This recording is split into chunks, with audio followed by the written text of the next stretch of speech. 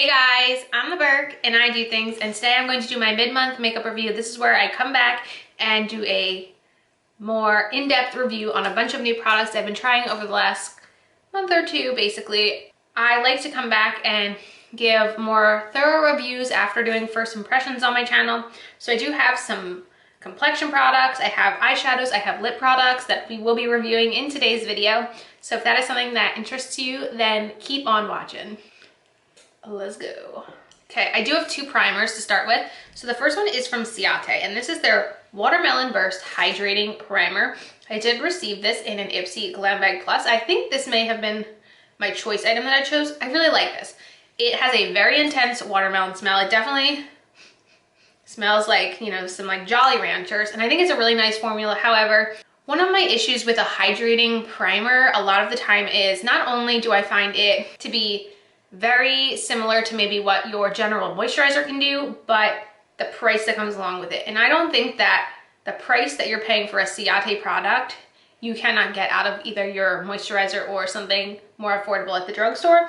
So I definitely like this. I definitely will use it. I'm definitely grateful that I got it in my Ipsy Glam Bag Plus, but I do not think it is something I would ever consider repurchasing or really say that you need to go out and purchase. Okay, the next product I bought, this is the e.l.f. Jelly Pop Dew Primer. This came out in their Dewy Jelly collection that came out last year.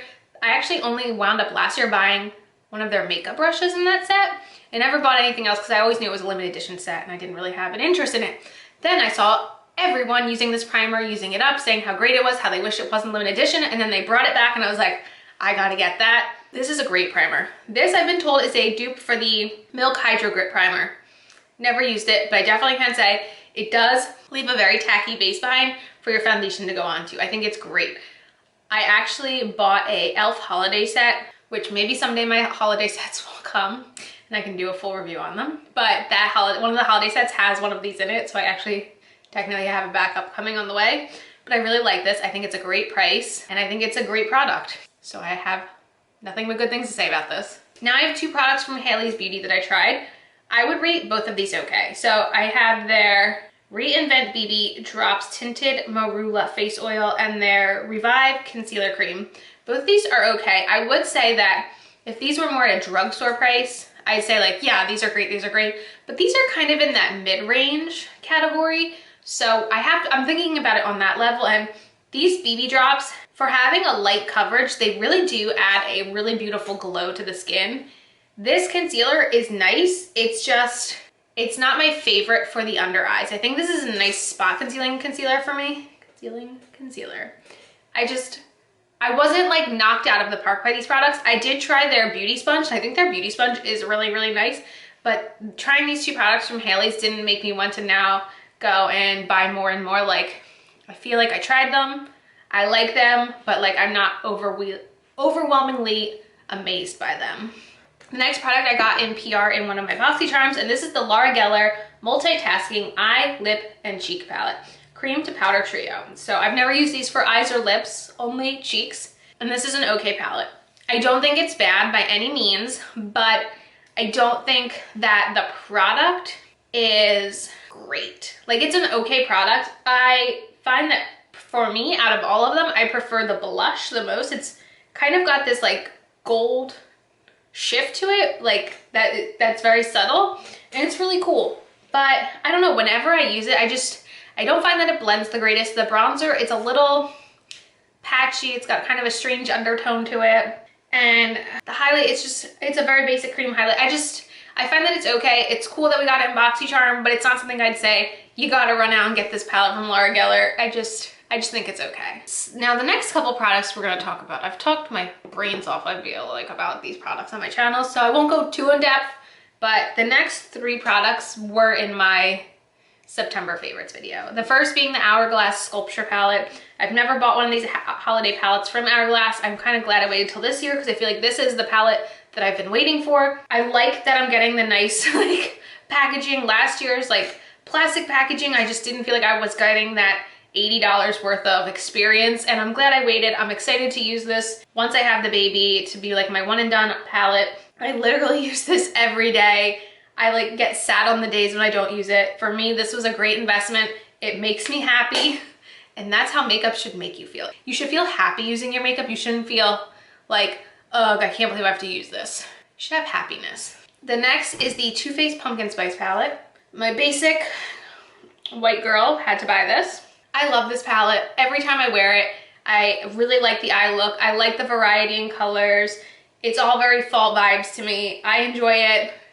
I've used this multiple times. Every time I get a really good look. The mattes are some of the most pigmented Too Faced mattes I've ever used. I really have nothing but good things to say about this palette. I did do a 3 looks, 1 palette video. I'll link it up here. I highly recommend. Okay, the other palette that made it into my favorites video is this from Estate Cosmetics. Now, I don't know if this is still for sale. This is the Venice Fling palette they did in collaboration with Bailey Sarian. I love this palette. This middle row makes like the easiest, fast eye look for me. I like how big the pans are that you can double them as face products. This was really my first time trying Estate. I don't remember if I've really ever tried anything from this brand before, but I thought the quality of the shadows was great. I'm a really big fan of this. I'm very happy for Bailey. I'm excited to see what she does next. I actually am wearing one of her first nail polish collabs on my fingers right now, actually. So, big fan. Now for an eyeshadow palette that I do not like, and I think I'm just going to straight up declutter because it did not excite me. So this I also received in PR in a BoxyCharm. This is the Touch in Soul Philip Orange palette. This is just, I wanted to really like it. I really wanted to like it, and it just, to me, these 3 shades alone are the same. And it just like, this, first of all, this glitter is like basically like the pop of color, and it's a mess. It's a mess. It's just, this was so uninspiring to use. I tried to use it like 3 or 4 times, and every time I was just like, everything just looks like this shade blended on your lids, and then it's just nothing. I don't know. I'm probably gonna put this in my pile to donate to Project Beauty Share. This was a big bummer for me personally. And then the last palette I'm gonna talk about is the Pure RawBeautyKristi palette. This is a little frustrating for me because I did buy this on the first launch, and it took me this long to finally get like my review ready because this one was hard for me personally to review. And it's frustrating because now I don't even think you can buy this anymore. So does my review even matter? I don't know. What I'll say is I like it. I don't love it. And that's not saying that I think this is a bad quality palette. I'm saying it as a person who eyeshadow is not their forte, and these are pressed pigments, and they are very pigmented, and it is hard for me as somebody who is not a natural eyeshadow aficionado to use. I really, really, really do like the neutral side. I always kind of knew I wasn't gonna be hopping into this all the time, but I will say the Cafe Disco shade in the middle is probably my favorite shade in the palette. But I do like it. I did a really nice like warm tone eyeshadow look yesterday, and I felt like my eyeshadow lasted the entire day. Like everything was still there when I went to wash my face at night. It's a good quality. I'd like Pure to be able to step up their quality because this is the first Pure eyeshadow palette I've used that I feel like actually had an impressive experience with eyeshadow wise. So I'm happy for Kristi. I'm glad I did well. I wish that it wasn't so limited edition to the point where I couldn't even get a review up until it was already done being sold. So that's kind of unfortunate, but that's the way the cookie crumbles this month. We do have a pretty short month, I feel like. I only have 2 products left, and they're both lip products.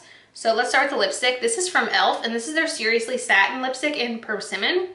This is a $4 lipstick, and this is a great formula. Like, I obviously bought like such an obnoxious shade, but actually I really like it. It's a really fun shade to wear. I do line my lips before using a color like this, but it's really comfortable to wear. It's not going to be super long lasting. It is a satin lipstick, but I don't feel like it wears down odd. I feel like it's really it's very comfortable to wear. Like, it's $4, so you really can't go wrong with it.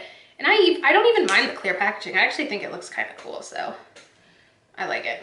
And the last product is a lip gloss. This is from Patrick Ta, and this is the She's Expensive lip gloss. This came in the Sephora like lip set that came out a couple months ago, and it's okay. I mean, I don't want to like say it's like the most amazing thing ever. It feels like a very basic lip gloss. It has a very, what is that smell?